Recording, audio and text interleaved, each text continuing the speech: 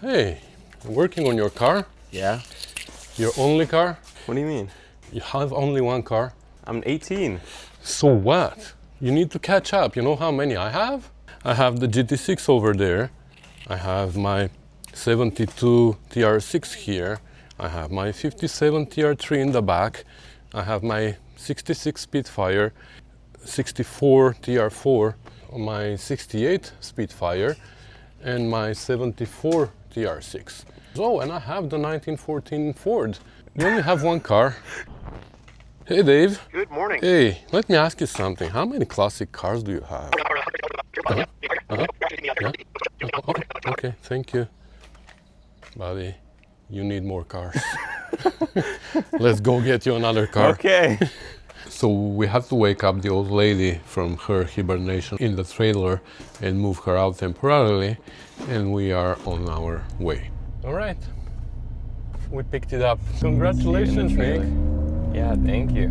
We're gonna show it to you shortly, but it's not like we need another car, but somebody made us an offer we couldn't resist. And a viewer who prefers to stay anonymous contacted me 2 years later after he actually donated lots of leftover parts from his restoration, and his car was almost ready. He was ready to put it on the road, but unfortunately for one reason or another he can't finish the car, and he chooses not to sell it, but he decided to donate it to me. Yeah. And that's why he contacted me, and I said, you know what, I don't need any more cars, but I know someone who needs another car. He only has one, imagine. Poor guy. Poor guy. Anyway, so we're driving home now, and when we unload it, we're gonna show it to you. All right, it's been a while since we brought the car home, and we didn't review it at the time with Nick. We wanted to make like a great review, but we just got super busy and we brought it home. We put it in the tent and we couldn't get to it for a month now, I guess. Like I said, we've been super busy.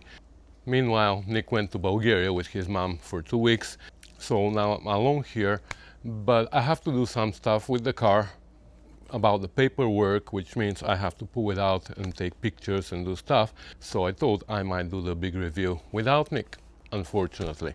So without further ado, let's review what it is. Ta-da! Here she is. 1972 TR6. But I know you don't see it very well, so let me pull it out and I'll show you more of it. Looks like she has a flat tire, and I tried to put air in it, but it doesn't take it.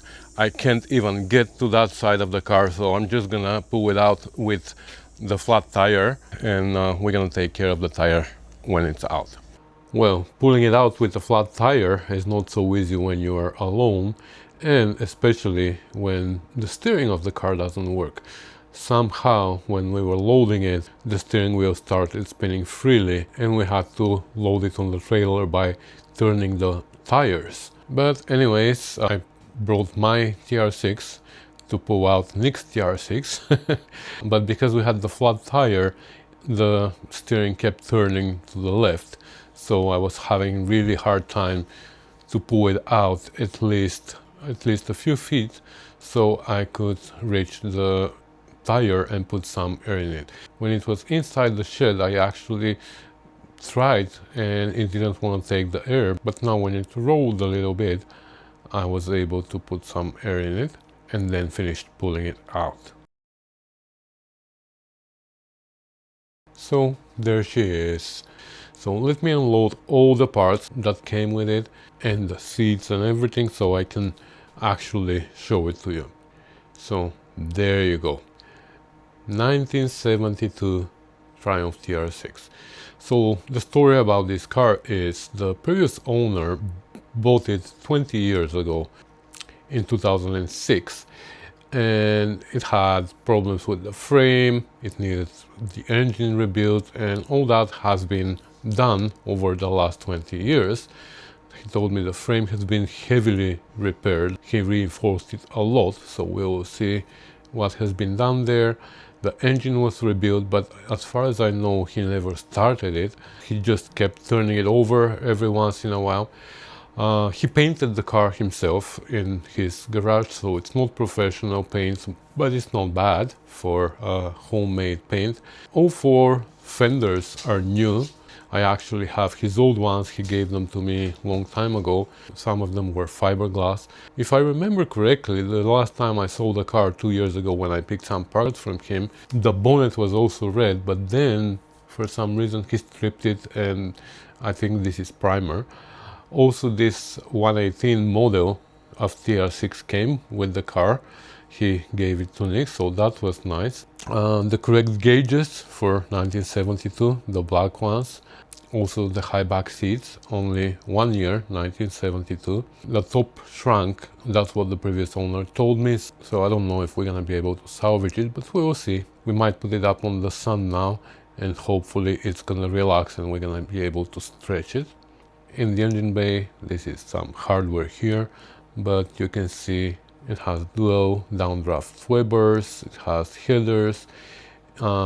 It's missing one of the wheel boxes here for the wipers, and actually the gentleman asked me 2 years ago if I had one, and I didn't, and I still don't have one even now, so we're gonna have to source one. This is where the steering got disconnected. Now I can see the splines were not pushed all the way in, so things like that we have to inspect really well. But yeah, this is what the car looks like. The boot is also full of parts, and I have to take everything out because I'm looking for something in particular, and we will be back. Alright, so I was able even to put the top up. I'm surprised. It's gonna need to be re-glued here. It's missing the seal here in the front. I believe that's the seal down there, but it's also missing the rails. I couldn't find them here. I have some chrome moldings here and stuff, but I couldn't find the rails, so I'm gonna have to find, I believe I have a top frame in the basement that I can steal the rails from, and we can install the seal. It needs to be stretched. Even now it is too loose. I guess the previous owner wanted to put it on when it was too cold. Now that it is nice and warm outside, I even need to stretch the wrinkles out, but I'm gonna unglue it from here, stretch it to it. That's easy. So that's good news, the top is on. The other good news is that I went through the bins. I was so excited actually that I didn't even put stuff away when I found what I was looking for, but there's so many good parts here, like lots of parts that are gonna come handy with this car or other ones, even electronic ignition, brand new, so we might put that on the car eventually. But what I was looking for is the commission plate, and I found it, and I'm so happy about it because that was a little issue here. As you can see, the commission number is CC82000U.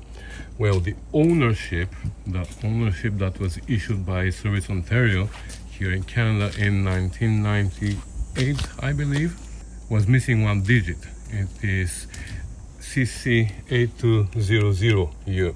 So now when we went to Service Ontario to transfer the ownership, they said that it was missing one digit and they can't do anything with the car until we correct it. So I sent a request for the heritage certificate to the British Motor Museum in England, and I asked them to give me a certificate, but they said the same thing. The commission number that you're giving us is missing one digit and we can't identify the car.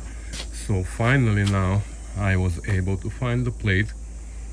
I spoke to the previous owner, he told me where to look, I found it, and now I'm gonna send those pictures to the British Motor Heritage Museum, whatever the correct name is, and hopefully they're gonna give me the certificate, which is gonna work well with Service Ontario, and we're gonna be able finally to transfer the ownership of the car.